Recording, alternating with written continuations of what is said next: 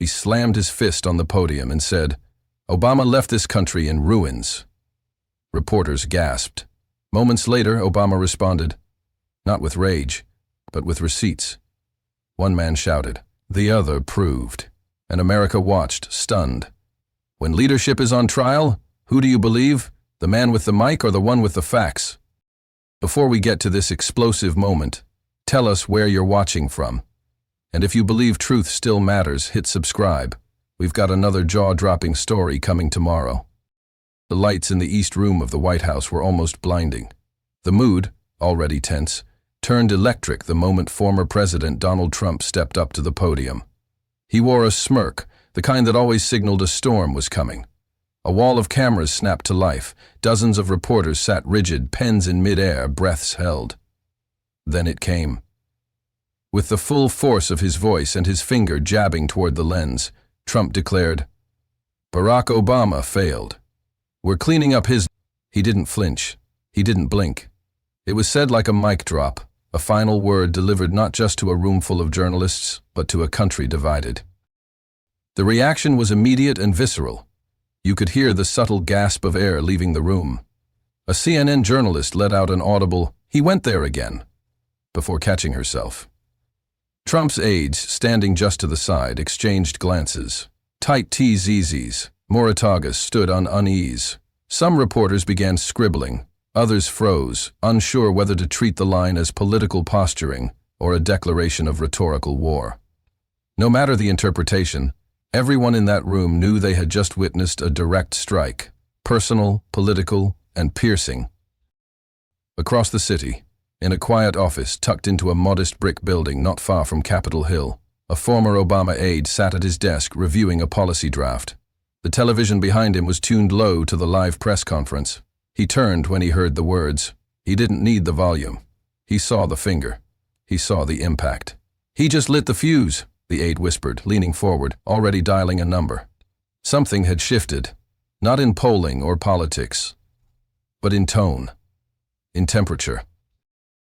And as the networks clipped the moment, the split-screen montage began circulating. Trump, face flushed with anger, voice booming, and Obama, calm and collected, sitting silently at a desk with a pen in hand.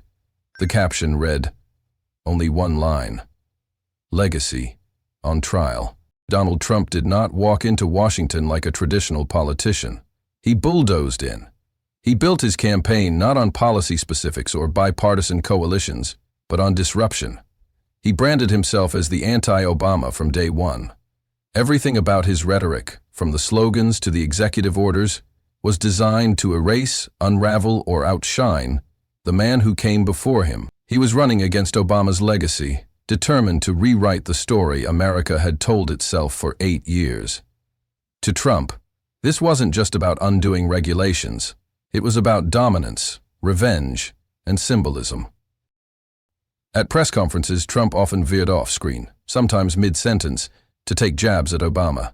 He mocked healthcare legislation, belittled diplomatic strategies, and called into question Obama's patriotism, intelligence, and achievements. His administration's talking points weren't just policy. They were personal. The obsession was obvious. Trump measured his success not against economic data or legislative wins, but against how thoroughly he could diminish Obama's place in history. Every opportunity to minimize Obama's contributions was seized like a trophy. His press briefings turned into reality TV spectacles. While previous presidents used the White House pulpit to build coalitions or guide national conversations, Trump used it like a weapon. The volume was always up, the gestures were always big, and the enemy was always visible. For years, Obama had been the North Star for progressives and moderates, calm, eloquent, primpled. So Trump did everything he could to turn that star into a target. In speeches across America, he labeled Obama a failure. Abroad, he hinted that foreign leaders laughed behind Obama's back. Even in moments of national tragedy, Trump found a way to loop Obama into the blame. But it wasn't just an ideological crusade. It was personal theater. Trump's image as a rescuer of America required a villain. And in his mind, Obama wasn't just the last president. He was the foil, the one to beat. The man who dared to become history while Trump was still demanding headlines, That's why moments like the East Room press conference weren't offhand comments. They were carefully engineered performance peaks. Trump needed Obama to look small so he could feel tall. And in that quest, every barb, every outburst, every microphone grab was part of a playbook. Disrupt, discredit, dominate. If Donald Trump built his playbook on noise, Barack Obama mastered the power of pause. Since leaving office, Obama chose a different kind of influence, subtle, strategic, and reserved. While other former presidents retreated to memoirs and libraries, Obama remained active in shaping public discourse, but only when necessary. He didn't respond to every attack or headline. His silence was often louder than Trump's shouts. But make no mistake, he watched everything. And when he spoke, it was never accidental. Obama's post-presidency wasn't designed for show. It was a legacy curated with discipline. His speeches were measured, his interviews rare but pointed, and his public appearances strategic. He understood that every word he uttered carried weight, not just with Americans, but with leaders and historians around the globe. So he treated language with care, facts with reverence, and truth as a North Star. While Trump deployed tweets like grenades, Obama used words like instrument. Each sentence crafted, each fact checked, each layered. Behind the scenes, his team maintained the same intensity that defined his presidency. Researchers cataloged false claims. Data analysts tracked policy reversals. Advisors flagged key moments when silence could no longer be the answer. And through it all, Obama kept a steady hand, never letting emotion outpace the evidence. He believed that his legacy wasn't just about what he did in office, but how he defended it once he left. To Obama, the stakes weren't about political comeback. He had no interest in re-entering the arena. What mattered was protecting the truth, ensuring that future generations wouldn't read a warped version of the past. When Trump distorted facts about the Affordable Care Act, Obama corrected the record. When Trump blamed him for the border crisis, Obama issued clarifying statements backed with DHS data, but he never stooped to insult. His goal wasn't to humiliate, it was to restore clarity. That's why moments like the East Room insult weren't dismissed as political noise. They were treated as a line crossed. Not because Obama was thin-skinned, but because truth itself had taken another blow. And in that moment, the quiet machinery of Obama's post-presidential operations stirred. The press conference clip was flagged. Aides drafted memos, analysts compiled a report, and somewhere, in a calm office filled with legal pads and whiteboards, Obama sat down with a pen in hand, not to react in rage, but to respond with reality. He knew that when truth is attacked, dignity alone is not enough. You need facts. You need precision. And sometimes, you need to remind the world that calm doesn't mean weak. It means controlled. As Trump shouted, Obama sharpened. The briefing room was supposed to be routine, an update on infrastructure funding. The podium gleamed under sharp lights, flags draped perfectly behind. But Donald Trump didn't do routine. Flanked by cabinet members who barely kept their expressions neutral, he scanned the press, smirked, and then made his pivot. It wasn't subtle, it wasn't coded, it was pure, unfiltered Trump. "You know, we inherited a mess," he began, gripping the lectern with both hands. 8 years. 8 years of Obama. And what did we get? Crumbling roads, rusted bridges, military in retreat, a weak economy. America apologized for being strong. And now we're supposed to praise that.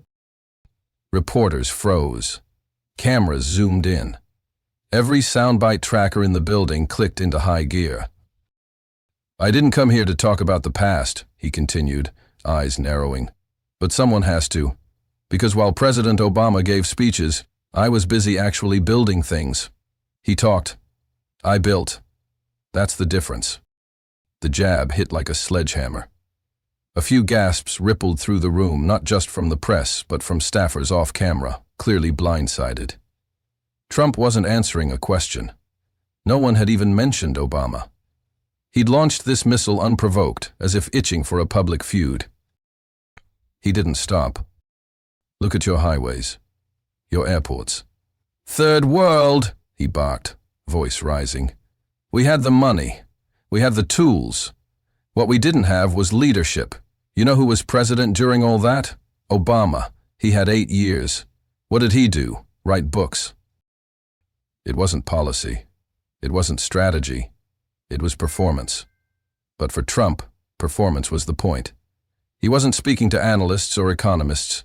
He was speaking to his base, to cable news, to every person who had ever grumbled at potholes or aging VA hospitals and wanted someone to blame. A reporter tried to interject. "Mr. President, are you suggesting—" "I don't twist it," Trump snapped before the sentence finished. "I'm not suggesting anything. I'm saying it. Barack Obama failed.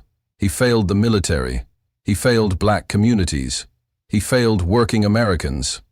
And we're still fixing his mess." Flashbulbs burst like fireworks. On Twitter, the quote hit timelines within seconds. Barack Obama failed. 4 words, delivered with pointed venom. And just like that, the press conference turned into a political earthquake.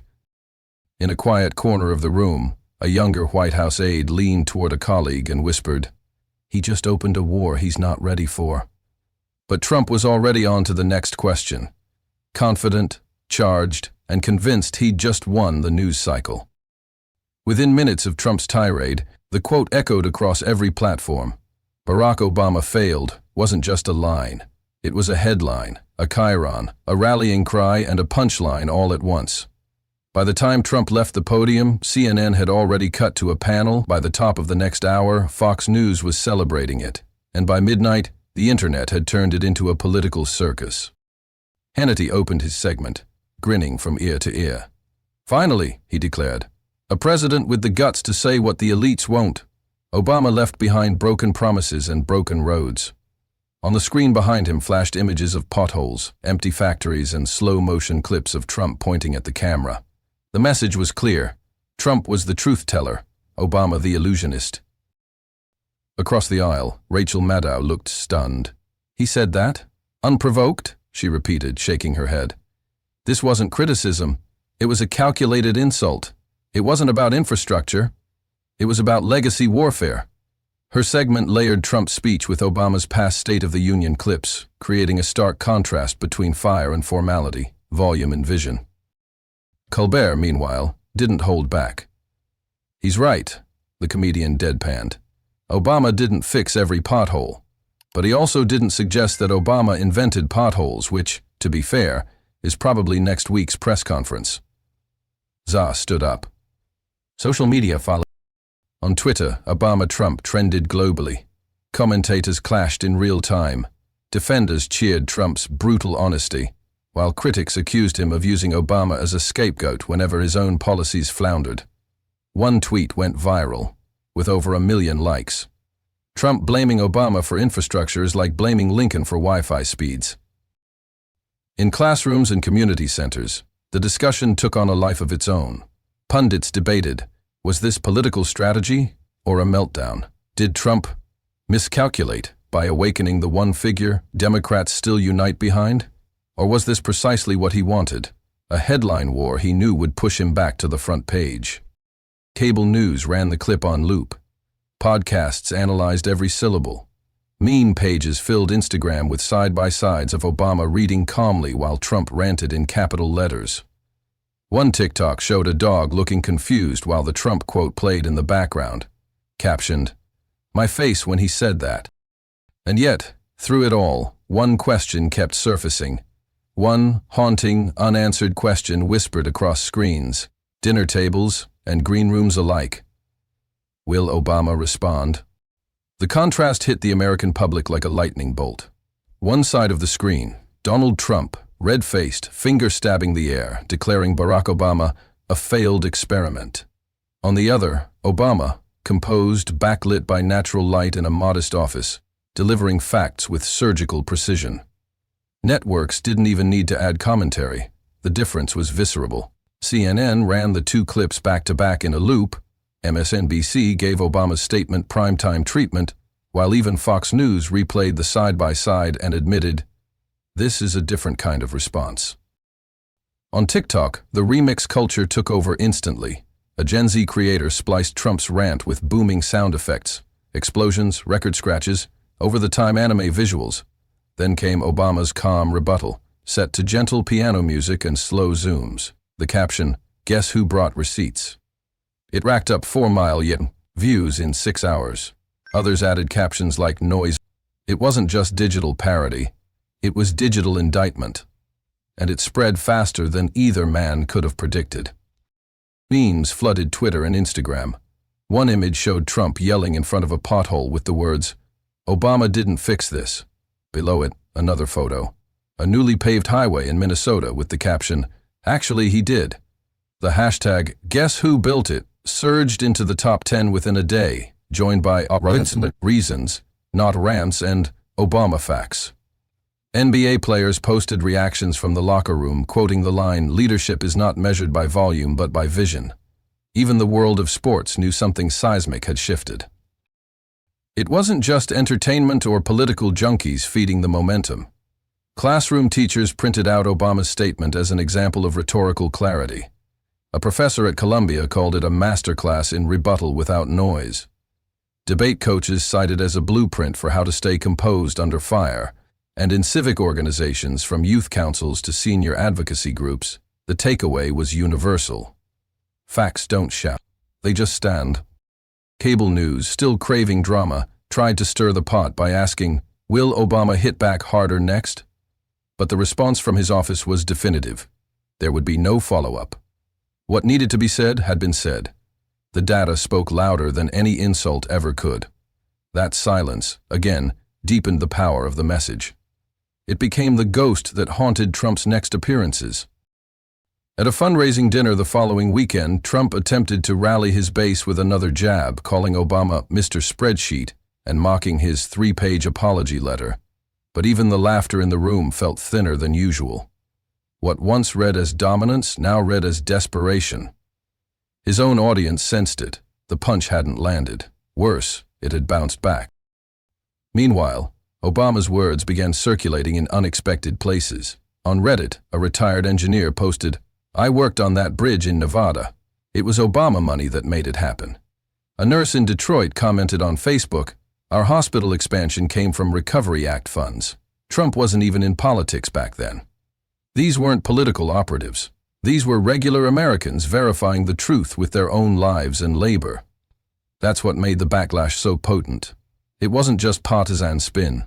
It was lived experience pushing back against bluster. By the end of the week, Google Trends showed a massive spike in searches for Obama infrastructure projects and Trump versus Obama stimulus comparison. People weren't just watching the drama, they were investigating it. The moment had triggered something rare in the social media age: curiosity. Informed curiosity, the kind that reshapes narratives. Obama's calm had detonated across every platform. And the most stunning part? He never raised his voice. He didn't have to.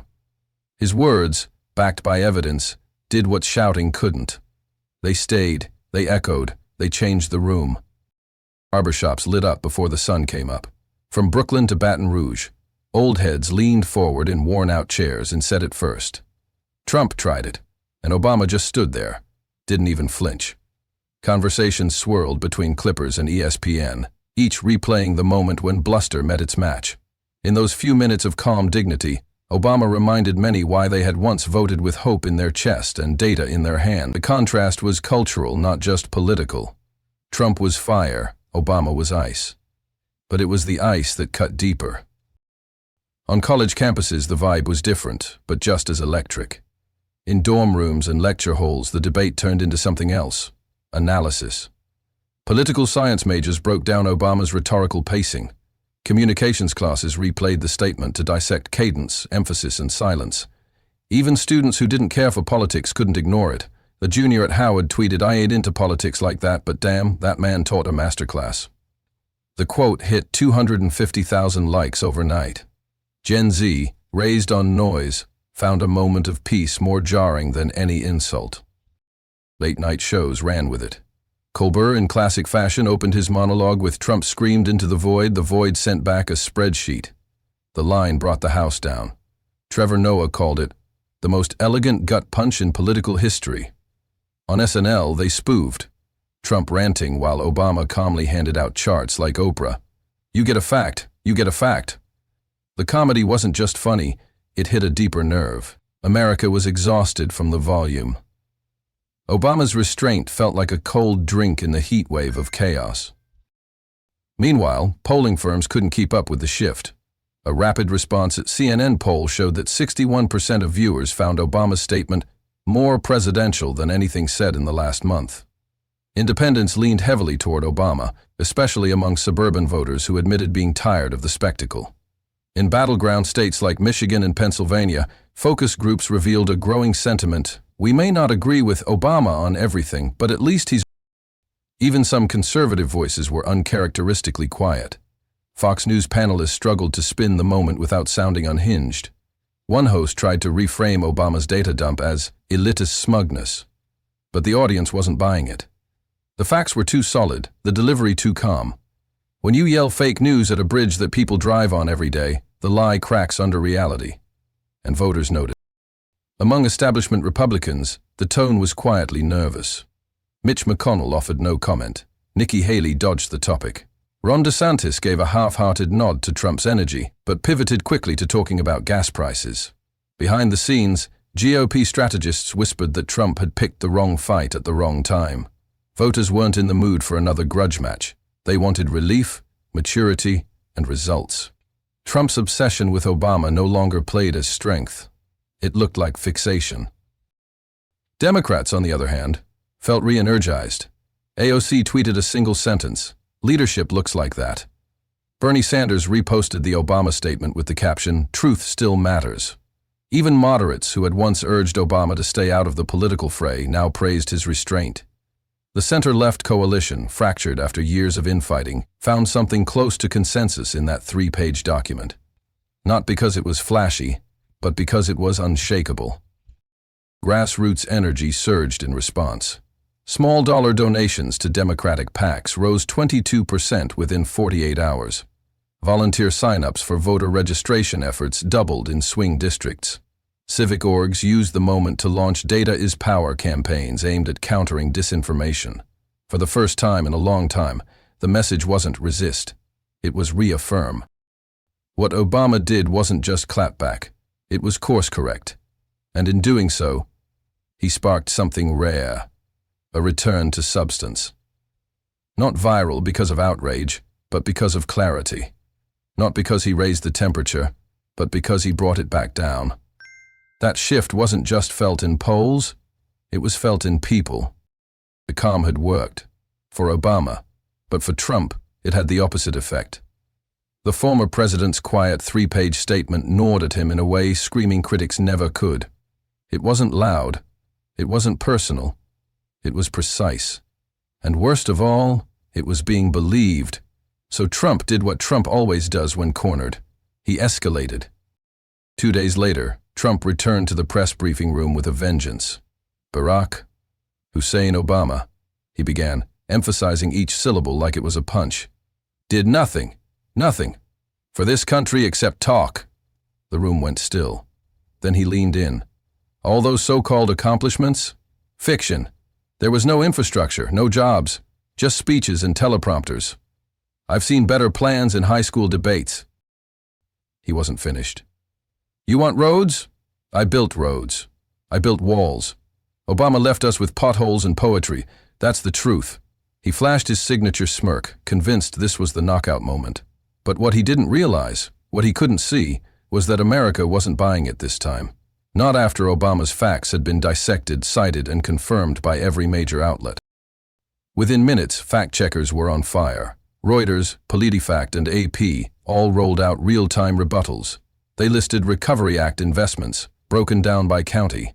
Interactive maps showed federal infrastructure upgrades between 2009 to 2016, from high-speed rail in California to highway expansions in Michigan and flood prevention systems in Louisiana. The Washington Post ran a headline that stopped people mid. Then came the social media avalanche. The hashtag, #ThatRoadExists, exploded. People posted selfies on highways Obama funded. A woman in Nevada wrote, "I drove to work this morning on the road your Recovery Act paved. Try again." A dad in Minneapolis posted a video driving across a bridge with his kids in the backseat, captioned, Built in 2013, thanks Obama. Within 24 hours, more than 40,000 posts used the tag, many with side-by-side images of infrastructure blueprints and Trump's red-faced rants. Cable news couldn't resist the split screen. On one side, Trump shouting, arms flailing, denying the existence of projects people used every day. On the other, charts, drone footage, ribbon-cutting ceremonies from Obama's presidency. It was the ultimate political optical illusion. Except this time, the illusion broke, and the public felt it. In their bones. The backlash hit even conservative circles. Bret Baier on Fox News acknowledged, "It's tough to argue with roads people actually drive on." The Wall Street Journal ran an op-ed entitled, "Truth is a Stubborn Thing." Even Laura Ingraham had to pivot. Maybe the real debate isn't who built what, it's who built trust. That pivot felt forced. The damage was already done. But the worst part for Trump wasn't CPM spin, it was the polling. Within 72 hours of his second attack, public opinion flipped. An NBC poll found that 67% of voters believed Obama had a clearer record on infrastructure. Among independents, 58% said Trump's press conference made them less confident in his honesty. A full 41% of Republicans admitted that Obama's tone and facts were more effective than Trump's rebuttal. Still, Trump refused to back down. He launched another Truth Social rant calling Obama's numbers deep state lies and accused Google of erasing Trump highways. That phrase, Trump highways, quickly became a meme. TikTokers filmed themselves searching for Trump-built roads and finding nothing but Trump Tower directions. One clip ended with the line, "Guess all roads don't lead." And so, the spiral continued. Behind closed doors, even Trump's advisors grew uneasy. One aide was overheard saying, "We need a win. This ain't it." A Republican senator texted a colleague, "We should have left Obama alone." But Trump had already bet everything on being louder, tougher, and righter. Backing down wasn't in his playbook. Unfortunately for him, facts don't flinch. And this time, the audience had already heard both sides. And they believed the one that didn't shout. The cultural ripple from Obama's quiet statement didn't just echo, it thundered across generations. Within hours of his response being released, journalism professors across the country were updating lesson plans. A clip that lasted less than a minute became the gold standard for restraint, clarity, and presidential composure. Ivy League media schools, from Columbia to Stanford, began referring to the moment as Presidential Communication 101. Students dissected his sentence structure, his choice of passive voice, and his surgical omission of Trump's name, understanding that power didn't always need to shout. Instead, it stood tall, backed by evidence, not ego. And the response mutated into cultural wildfire. TikTok lit up with dueling snaptracks. One trend layered Trump's rant over thundering drums and flashing lights, while Obama's 3-page memo played with soft piano chords and slow zooms. Teens reenacted both sides in split-screen skits, mimicking Trump's volume and Obama's stillness. Hashtags like was teachers in high school civics classes used the moment as a case study in emotional intelligence versus performance politics. One video showed a 12th grade class standing up in applause after watching the contrast, as their teacher asked, "Which one do you trust?" It wasn't just academic, it was personal. The phrase, "show me the receipts," began appearing not just in political circles, but in daily conversations, group chats, and even dating apps. It became a cultural demand for transparency.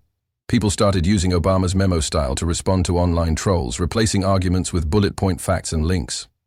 Screenshots of these Obama-style claps were shared widely, often captioned. Twitter threads emerged dedicated to side-by-side comparisons of Trump's claims versus reality, each one bookmarked with Obama's line. "Leadership is not measured by volume, but by vision." The line was printed on posters, hoodies, and water bottles within 72 hours. Celebrities like Zendaya and Chris Evans posted it on Instagram. Stephen Colbert opened his monologue holding a printout of Obama's response, nodding silently before the audience erupted. Even influencers and comedians leaned in. One viral YouTube video featured a side-by-side animation. Trump's exaggerated gestures turned into a cartoon bull in a china shop, while Obama calmly sipped tea at a desk labeled "Policy Wins." The video had millions of views in a week. Late-night hosts had a field day. Jimmy Fallon called it the roast that required no fire. But perhaps the most telling shift came in classrooms. College professors began citing Obama's response not just in political science but in rhetoric, communications, and even conflict resolution seminars. One debate team coach told the New York Times, "This changed how we teach rebuttals.